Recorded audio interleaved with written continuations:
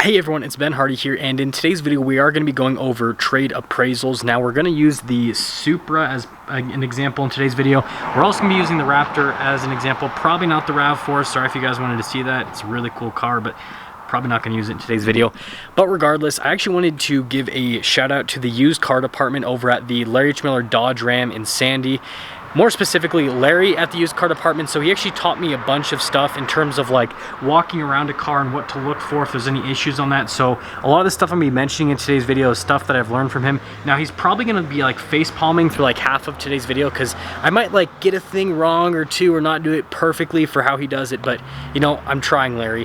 But anyways, let's just get right into it. Before we start anything off with today's video, I just want to kind of like explain why any of this would pertain to you if you are trading in a car, and I guess just enjoy the view of the Supra. I'll quickly go over this. The biggest reason why this actually pertains to you is just the fact that if you know what they're going to be looking for, then you can look at that yourself and you can kind of like run a cost on everything that needs to be replaced on your car. So then the dealership doesn't give you like an insanely low trade-in value, because let's say that your car needs new tires and you know that your car needs new tires and the dealership says, hey, your car needs new tires. It's going to cost us $2,000 to put tires on it. But you've already done your research and you go, no, new tires are going to cost $1,000. So then you know that you're not going to get taken advantage of from that perspective. So that's the biggest thing, is if you know what they're looking for, then you know what to look for, so you can do your research in turn, so then you can get the best trade-in value for your car.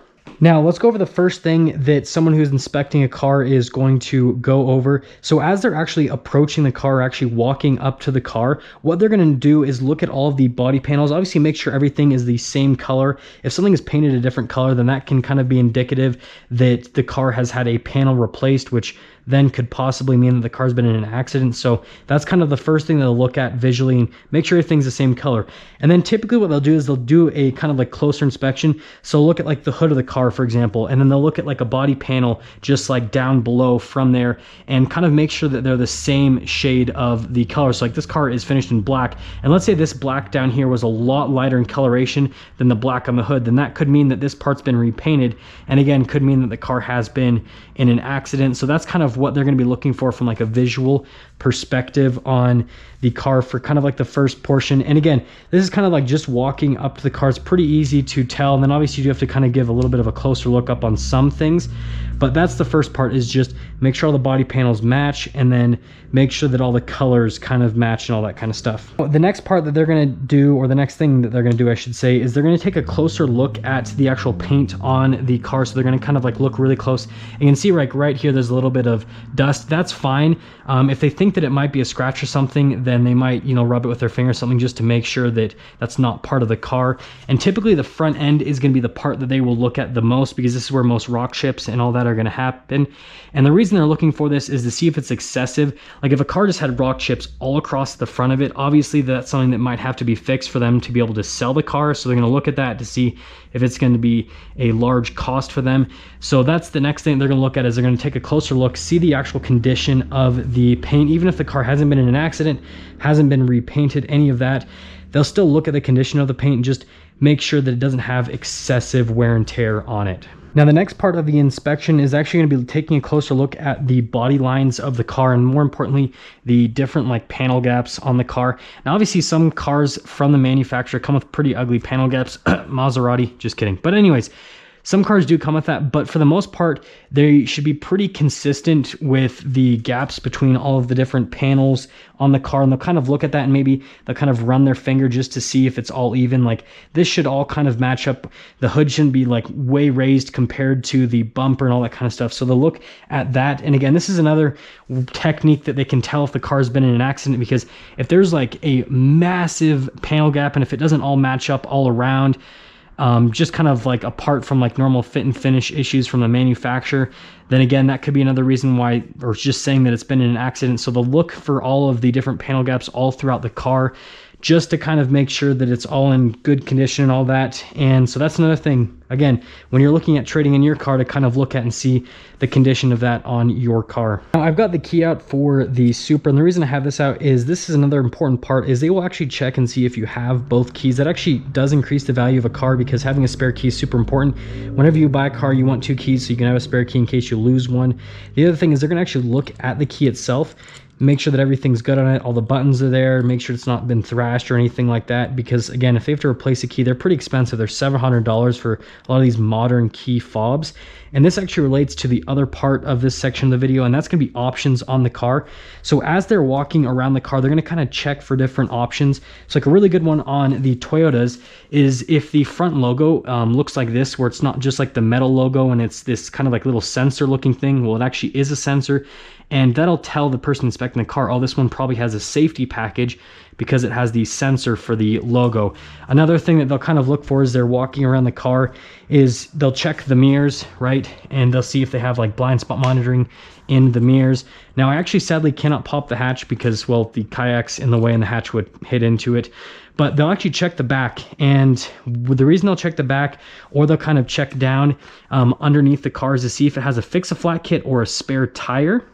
And the reason that they check for those is if the car's supposed to have it and it doesn't have it with it, then that actually decreases, again, the value of the car, believe it or not, because some cars cannot be warranted or certified without all the equipment on the car. And so that might be another cost that they have to pay if they want to certify it or if they want to put warranties on it for the person that purchases the car.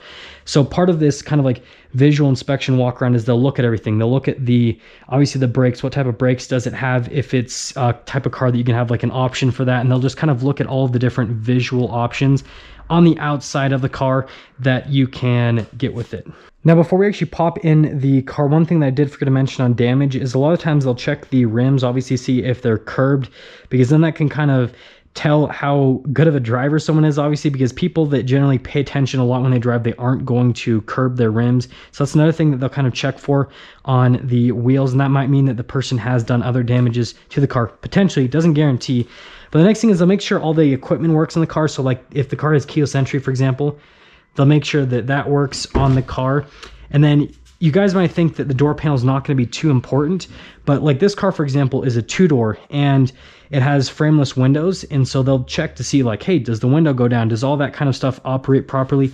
And then again, they'll start to do like the visual inspection with the inside of the car. So they'll check like the whole door panel on the car, obviously make sure that all that stuff is right, that there's not any excessive damage on it. And another thing is they'll kind of like check this whole area. And that's kind of why I like the plastic wrapping, obviously to protect that little part right there. Something that's kind of random, but they'll check like the little stickers here on the side of the car just to make sure that this has like all the stuff that it's supposed to have with the factory. But the other more important thing is to make sure that the VIN all matches up and all that kind of stuff, and the VIN sticker hasn't been ripped off on the car, because that could be a potential issue. And then with the inside, obviously they'll kind of check everything here with the inside, make sure that the seats don't have excessive wear and tear. So something that happens a lot of times is especially with leather seats, is the bolster right here and down here a lot of times will have like rips or tears in it, and that can be somewhat expensive to repair depending on where it is. And so again, they'll kind of check for all of that damage, and then obviously make sure stuff works. So like, hey, does the power seat actually operate? Does it move? All that kind of stuff. And then even looking down at the pedal area, it's just everything that you can like imagine that you could put your eyes on, they're gonna put their eyes on when they're looking at the car. Now, before I start up the car, something that again they're gonna naturally do is they're gonna look at the interior and kind of look for options. Now, this is actually a pro tip that I would recommend doing, is tell a dealership that you're gonna leave the window sticker in an obvious place that they can get to. And you guys might think, well, why would this little piece of paper be important? The reason that the window sticker is going to be important is most new cars have options. Now, it used to be that cars were like pretty much all the same package-wise, but like new cars, for example, with the Supra, it has a couple options like the safety package, and that's good for the dealership to know because that adds value to the car. A Supra that is equipped exactly the same, that doesn't have the safety package, let's say, is going to be worth a little bit less than this car. And so leaving this window sticker in an obvious area is actually going to be helpful for you to get a little bit more value out of your car, because they can obviously book out the car properly, put all the options in with the car that the car actually has, which then helps you get the most amount of money for it. So again, that's just kind of like a pro tip. And well, let's get to the fun part. And the next thing that the person's going to do is obviously start up the car, and they're going to kind of listen for any weird sounds. They're going to see how long it takes for the car to kind of crank over and for everything to start up with the car itself. And then the next thing they're going to do is they're going to check the dash. Now the reason that they're going to check the dash is they're going to see if there's any lights on the dash. Like for example, let's say that there's a check engine light on the dash. Then they're maybe going to ask you, hey, what is that?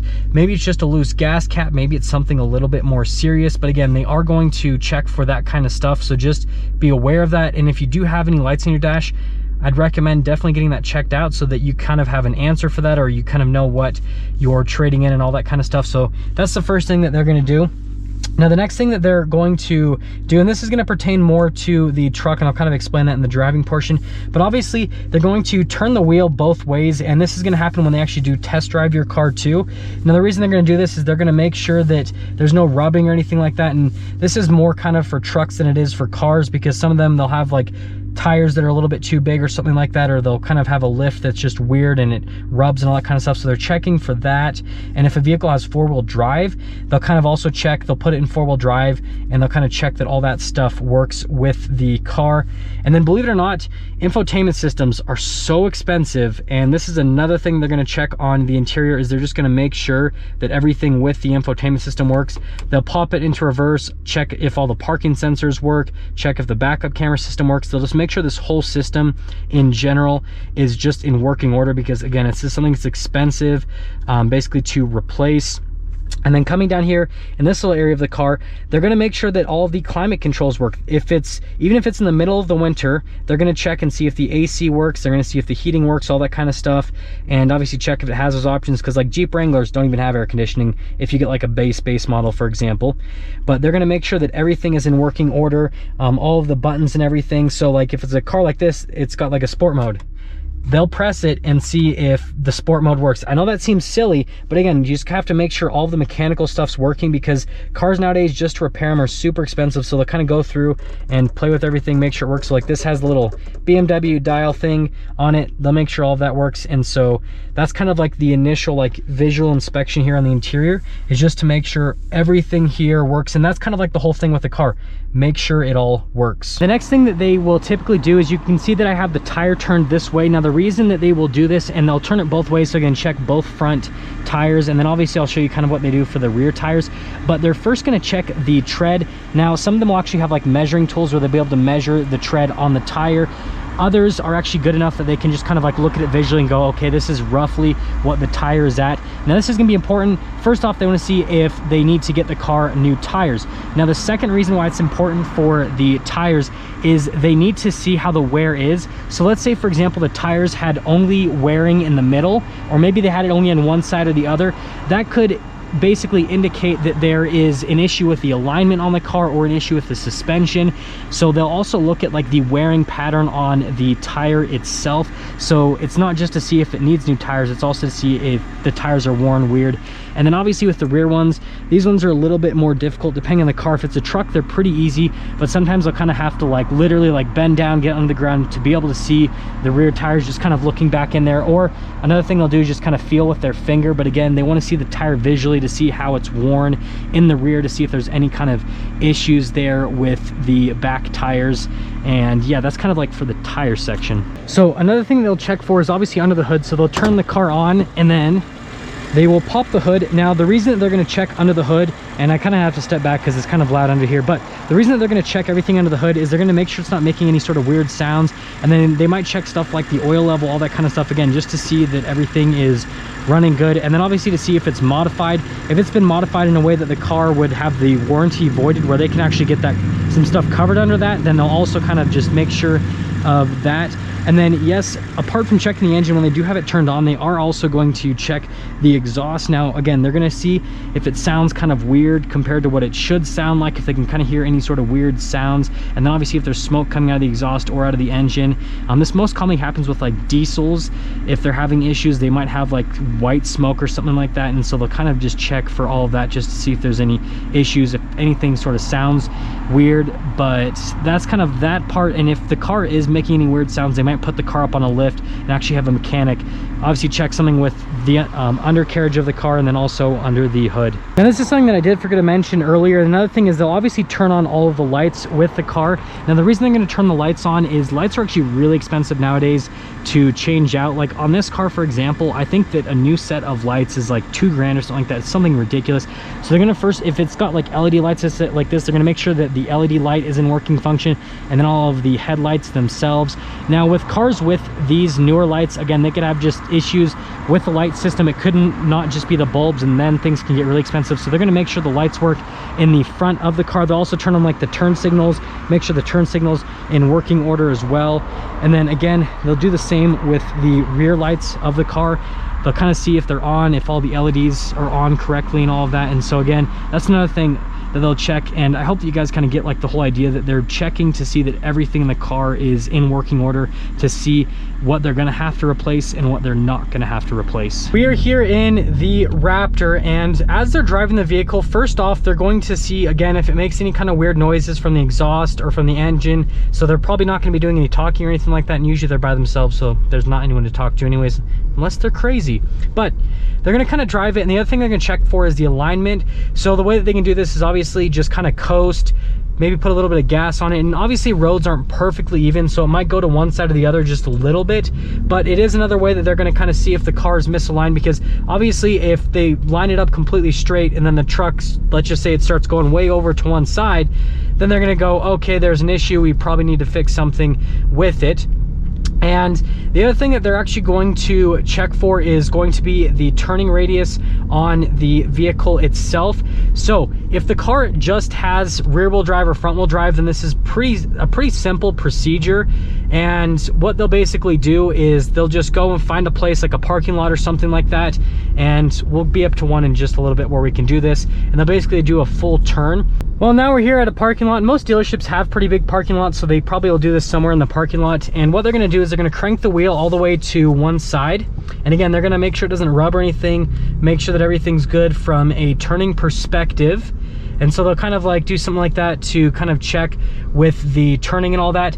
And then the next thing that they'll do is, again, if it's like a truck or something that has four-wheel drive, then they'll put it over into the four-wheel high. And first off, they'll make sure that it engages, all that kind of stuff. And then again, they will actually do the turning, because if you do have a four-wheel drive vehicle and you try to turn, it'll kind of do this where it'll resist you a little bit. Now I don't want to push it because you actually can break something on the vehicle, so we're going to go back into two-wheel drive. But if you have a four-wheel drive vehicle, it should resist you. If the vehicle doesn't do any kind of like weird like resisting stuff, then that means that the four-wheel drive system is broken. And then again, that's something else that they'll kind of check for.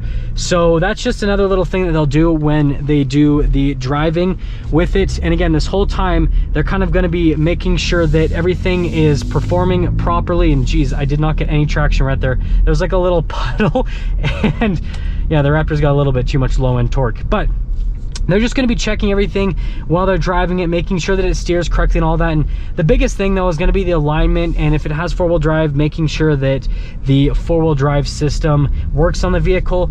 And then obviously this stuff they already checked before, like turn signals, all that kind of stuff. They'll play with the lights, make sure that the brights work, all that kind of stuff. But usually they'll do that when the car's sitting and not while it's driving, because while it's driving, they're going to be making sure everything's good. And the last thing I want to mention before we kind of cap things off for this driving portion is they will obviously check the suspension. So they may not have a chance to drive every single car that they are going to be inspecting before they're inspecting it. It might be their first time ever driving that car, but it's pretty easy to tell if a vehicle is kind of acting out of the ordinary for its suspension. So like for example, a Raptor is a big old truck, and so the suspension on this is going to be, you know, a little bit on the bumpy side, but it's going to be relatively smooth. If for some reason the truck was going like this, that wouldn't make sense. But let's say they are inspecting a high performance sports car. If it's riding extremely rough, then that probably makes sense because it's a high performance sports car. So even if they haven't driven the car before, they'll kind of see how the ride quality is, and that could potentially affect the inspection, because if it's riding outside of what it should be expected to ride at, especially if they've driven the car before, obviously, then they're going to kind of look into things and see, hey, have you modified the suspension, or is it something broken? And hopefully that covers like most of the stuff that'll happen with the driving portion. That is going to sum things up for today's video on the trade appraisal. Hopefully that answered a bunch of your guys' questions, and hopefully that helps you out the next time you go to look and trade in one of your cars. As always, if you're stopping for the first time, please subscribe, comment down below what you think, and then I will see all of you in that next video.